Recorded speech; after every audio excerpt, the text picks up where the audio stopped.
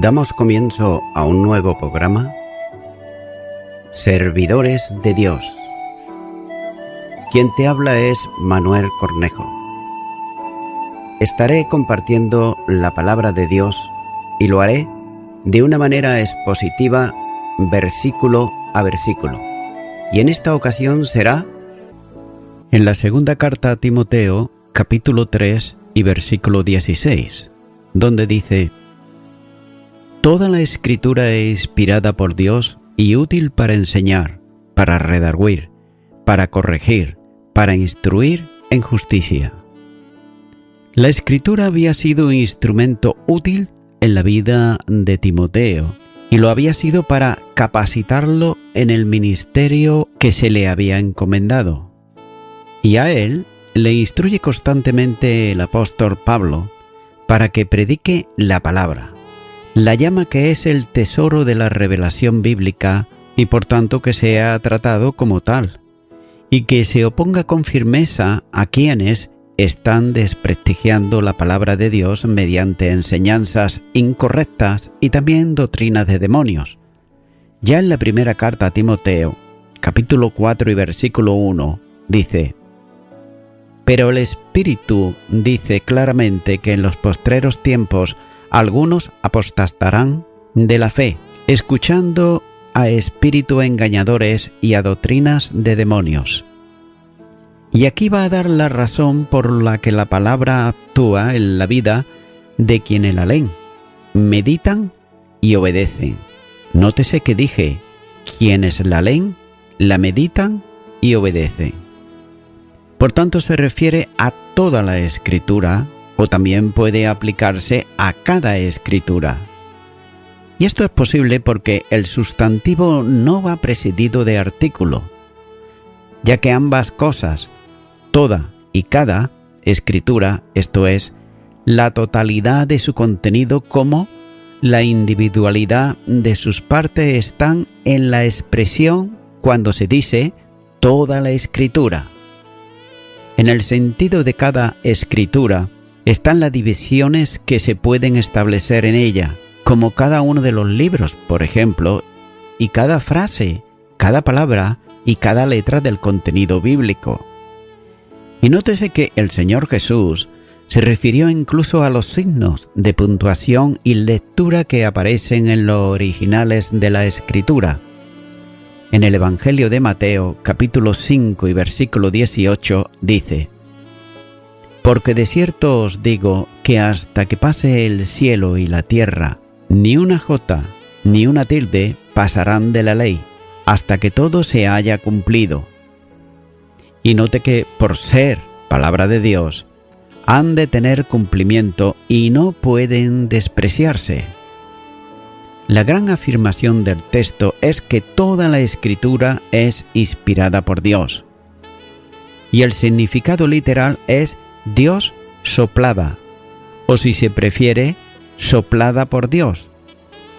El apóstol tuvo que habilitar la palabra para expresar la verdad. Y esto quiere decir que cada parte de la Escritura y toda ella ha sido soplada por Dios.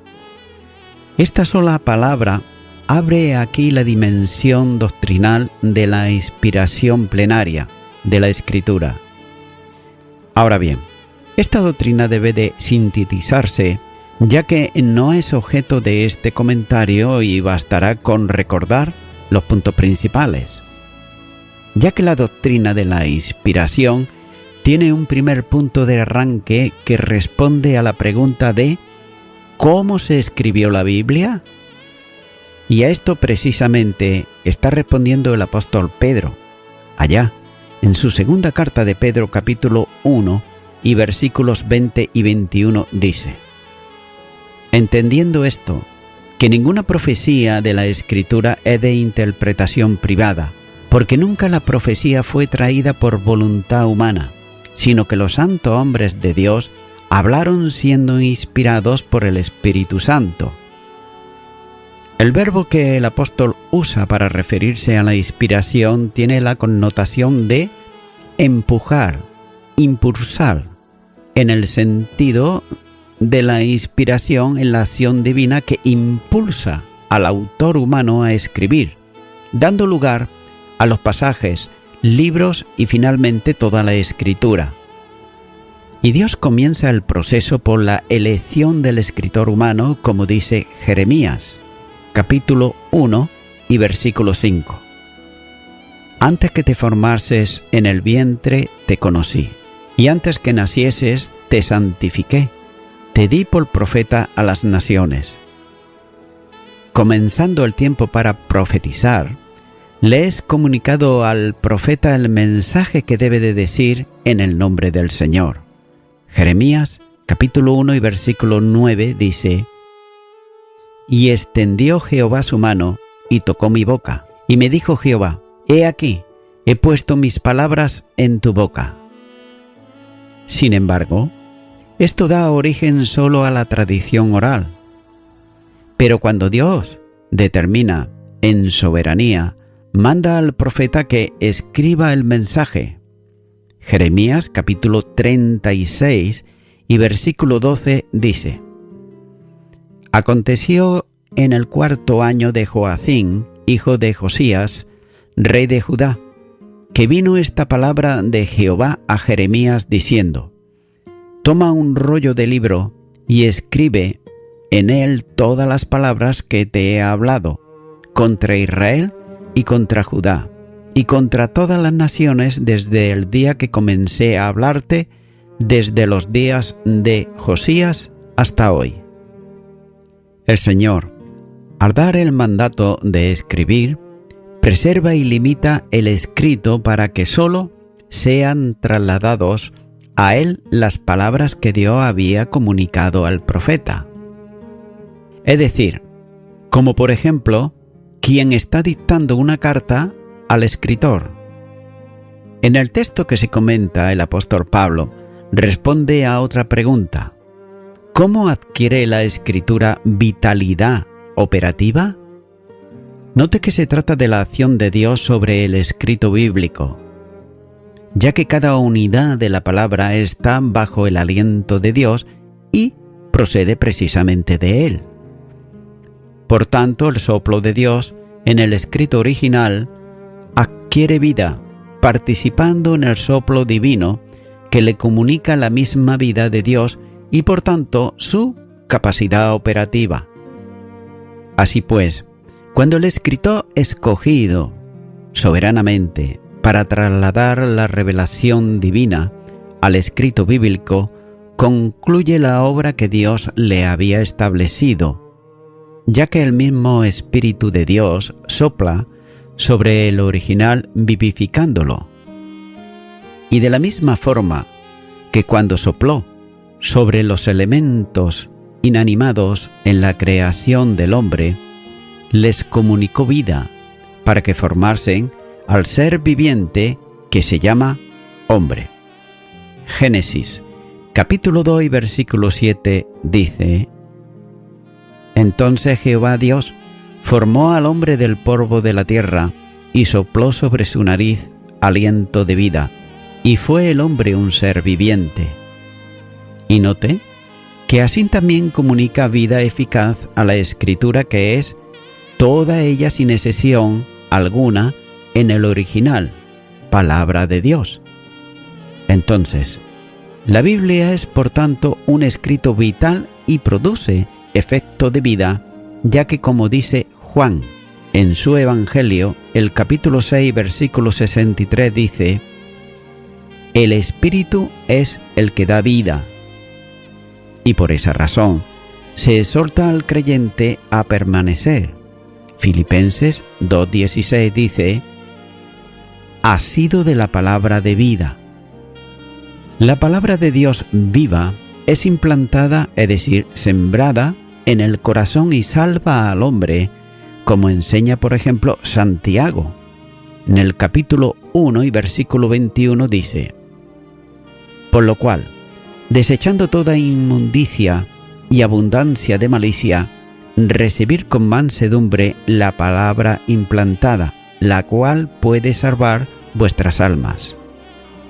La palabra mediante la cual Dios habla debe ser recibida con mansedumbre, y muy acorde con lo que el escritor de la epístola a los Hebreos está insistiendo en contraste con aquellos que no atendieron a la palabra de Dios en una actitud altiva. Y esa palabra, implantada, ha de ser recibida, aunque parezca un contrasentido. Y note que la palabra fue implantada en el creyente en el acto de la regeneración, pero esa semilla divina, sembrada en el buen campo, debe germinar y enraizarse en el creyente de tal manera que forme parte de la vida de cada cristiano. Esa palabra viva hará la obra completa para la que fue enviada por Dios. Y fue esa palabra que actuó en el nuevo nacimiento como mensaje de vida en el Evangelio que ha sido anunciado. La primera carta de Pedro, capítulo 1, y los versículos 23 al 25 dice: siendo renacidos no de simiente corruptible, sino incorruptible, por la palabra de Dios que vive y permanece para siempre. Porque toda carne es como hierba, y toda la gloria del hombre como la flor de la hierba. La hierba se seca, y la flor se cae, mas la palabra del Señor permanece para siempre. Y esta es la palabra que por el Evangelio os ha sido anunciada. Esa palabra que se siembra en el corazón, porque es vida, salva al hombre, tal como señala Santiago capítulo 1 y versículo 21. Y no cabe duda de que quien salva al hombre es Cristo, el único Salvador establecido por Dios. Hechos de los Apóstoles capítulo 4 y versículo 12 dice: y en ningún otro hay salvación, porque no hay otro nombre bajo el cielo dado a los hombres en que podamos ser salvos. Pero note que Dios usa la palabra como instrumento para llevar al hombre al Salvador, en el mensaje de salvación escrito en ella. Por tanto, la palabra que inicialmente conduce a salvación prosigue su acción en la vida de santificación, que es el segundo nivel en el proceso de la salvación, como experiencia de salvación en el tiempo terrenal de la persona salva. Pero por otro lado, note que los liberales afirman que el sentido de vida en la palabra es de teología posterior al tiempo apostólico. Pero, sin embargo, Esteban, en su defensa ante el Sanedrín, alude a la palabra viva de Dios cuando dice, en Hechos de los Apóstoles capítulo 7 y versículo 38, este es aquel Moisés que estuvo en la congregación en el desierto con el ángel que le hablaba en el monte Sinaí y con nuestros padres, y que recibió palabras de vida que darnos. Esto quiere decir que ya los antiguos entendían que las palabras de Dios en los escritos bíblicos eran palabras de vida, ya que al tener la vida de Dios comunicada en el soplo inspirador. La segunda carta a Timoteo capítulo 3 y versículo 16, ahí lo tenemos. Y al ser la vida de Dios eterna, la palabra vive y permanece para siempre, como dice Primera de Pedro capítulo 1 y versículo 23. Por tanto, esto comporta que la Escritura sea atemporal, porque es la palabra eterna que se oye en cualquier momento de la temporalidad humana, mientras que ella sigue siendo el eterno presente del mensaje de Dios. Y además, debida a la palabra es también eficaz. El adjetivo que aparece en el texto griego expresa la condición de aquello que es eficaz y activo. Téngase en cuenta que el término en español pone de manifiesto lo que es activo y poderoso para obrar. Por tanto, ese calificativo se aplica a Dios, que provee de la energía necesaria para el ejercicio de las actividades en la Iglesia. Como así señala la primera carta a los Corintios, capítulo 12 y versículo 6. Y además da el poder necesario para formar el querer y el hacer en el creyente por su buena voluntad. Filipenses capítulo 2 y versículo 13. Pero, y note esto, la palabra además de eficaz es también eficiente, que es la virtud o facultad para lograr un efecto. Para entender bien el significado completo de las dos palabras, podemos suponer que para una determinada enfermedad hay un medicamento que es eficaz, es decir, tiene poder operativo para resolver el mal, pero solo es eficaz cuando se toma. De manera que quien no toma el medicamento posee algo eficaz, pero para él no es eficaz.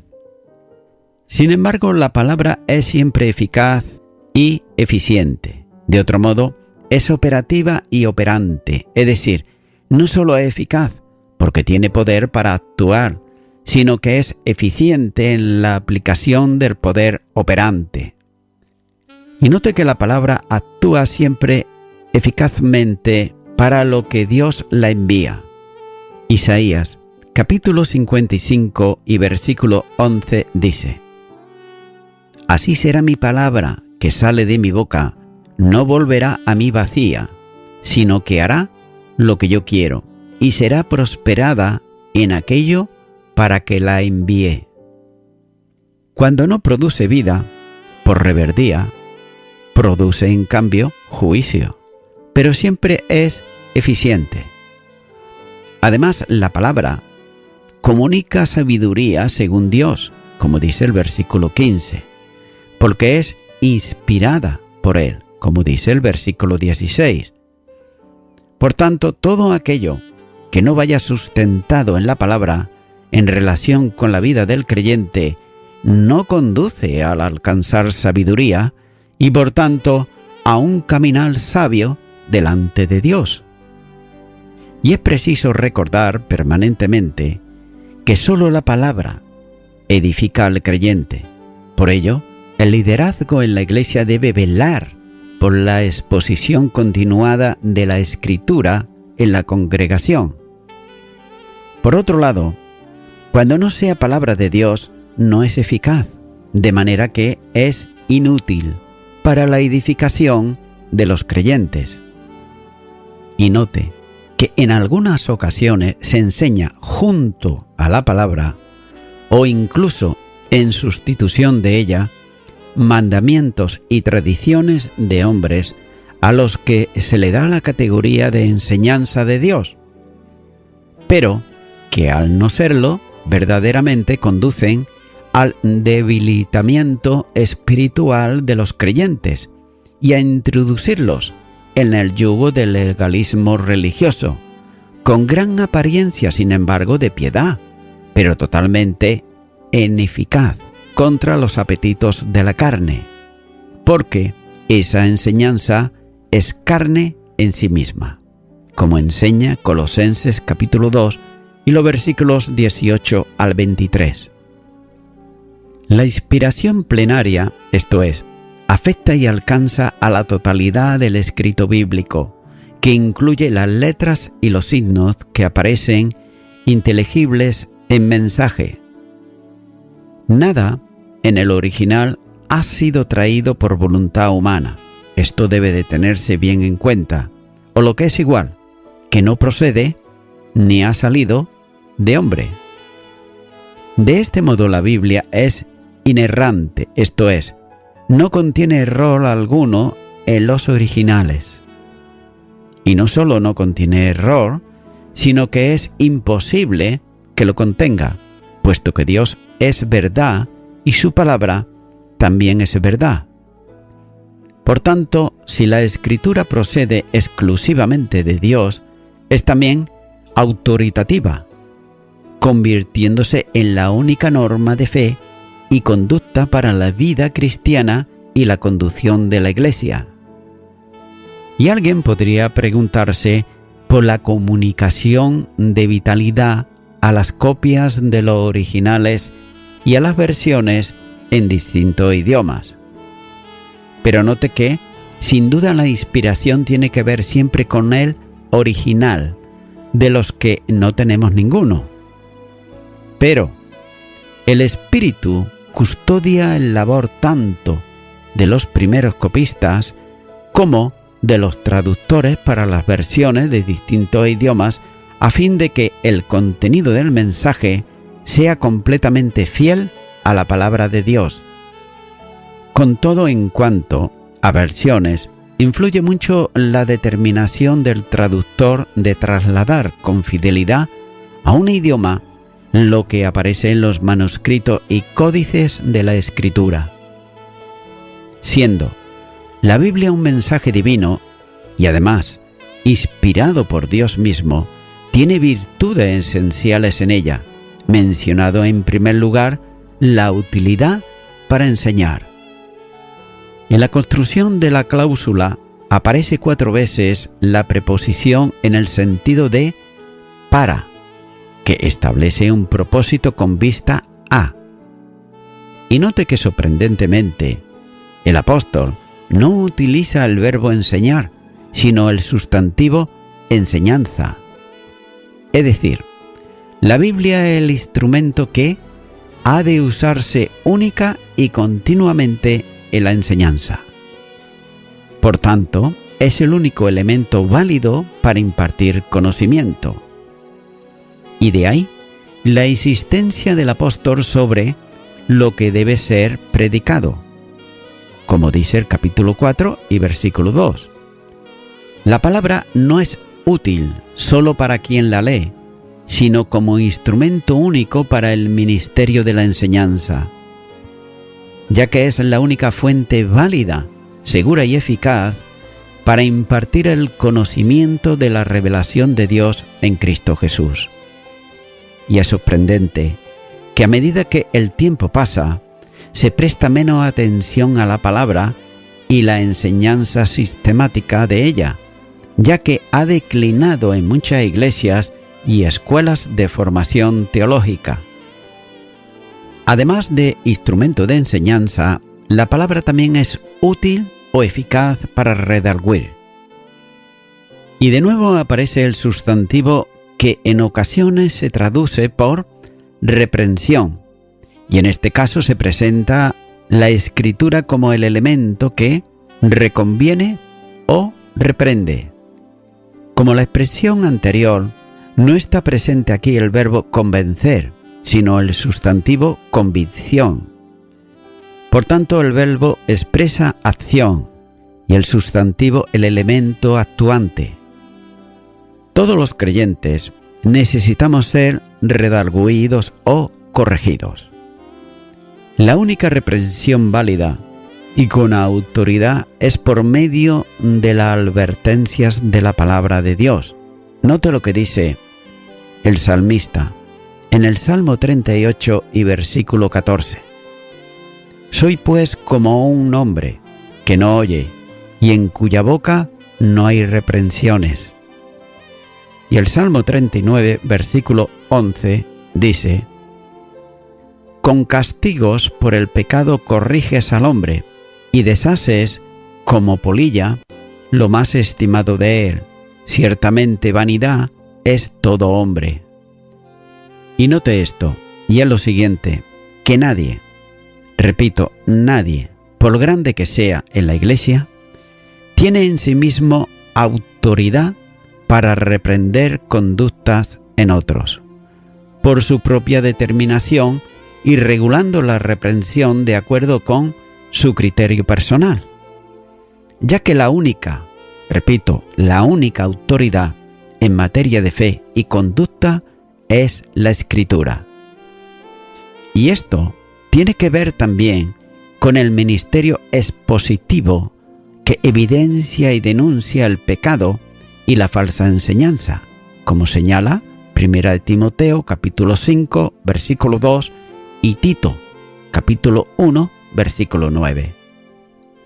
Ya que una conducta diferente causa dificultades y problemas congregacionales, algunos de ellos graves, produciendo divisiones en la Iglesia y haciendo que hermanos valiosos se distancien del resto de la congregación por la actuación precisamente de los que se consideran con autoridad para establecer normas y regular conducta.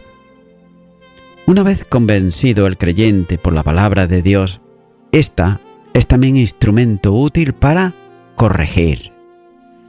Y el sustantivo denota la capacidad para restaurar a un estado correcto, mientras que reprender y redarguir establece una expresión negativa por la conducta del que es reprendido.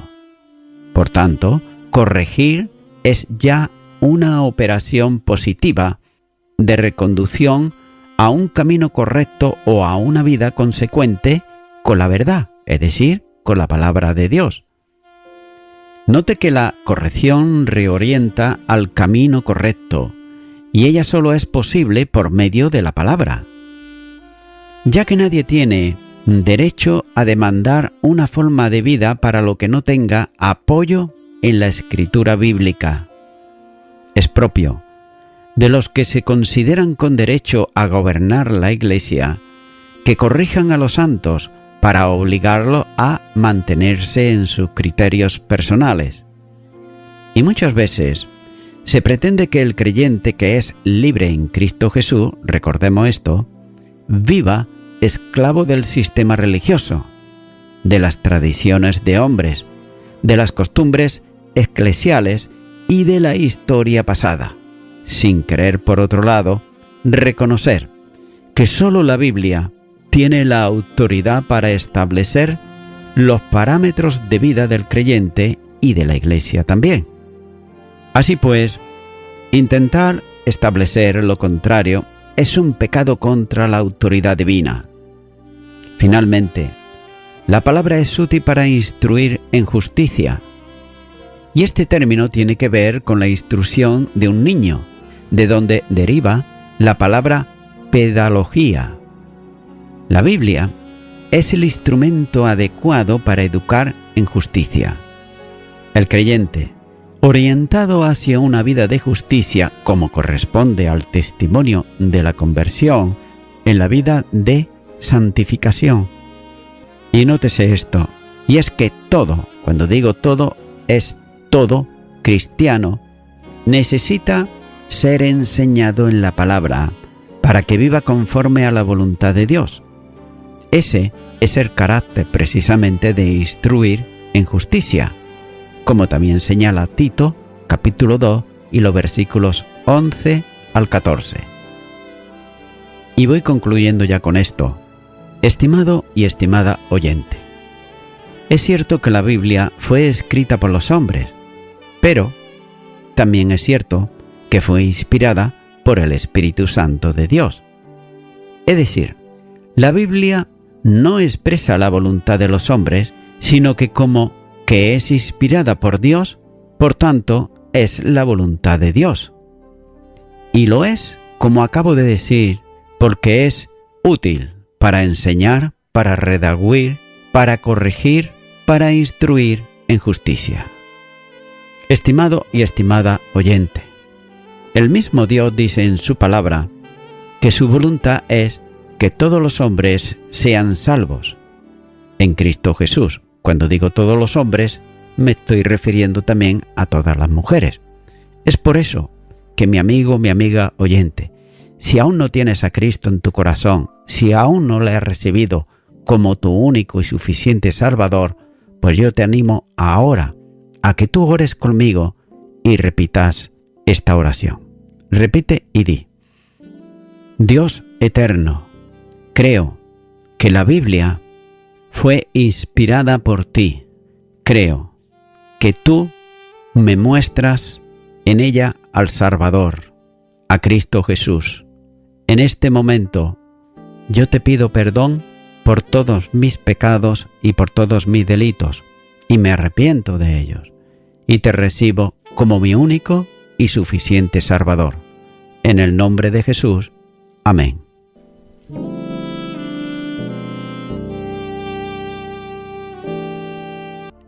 Amigo y amiga oyente, si tú has hecho esta oración de corazón, te recomiendo que comiences a orar a Dios, en primer lugar, en el nombre del Señor Jesucristo. Orar a Dios no es rezar, sino que es hablar con una persona. También te recomiendo que leas la palabra de Dios y lo hagas a diario. Comienza, por ejemplo, con el Nuevo Testamento. Y también, por último, te recomiendo que para que puedas crecer espiritualmente, te congregues en una iglesia cristiano-evangélica, donde se predique, se enseñe y se practique la sana doctrina y la palabra de Dios. Congrégate ahí y con el tiempo podrás crecer espiritualmente y también servir al Señor Jesucristo. Que Dios te bendiga. Y a toda la audiencia, nuevamente ya me estoy despidiendo de todos ustedes y será hasta el próximo programa. Que Dios os bendiga a todos.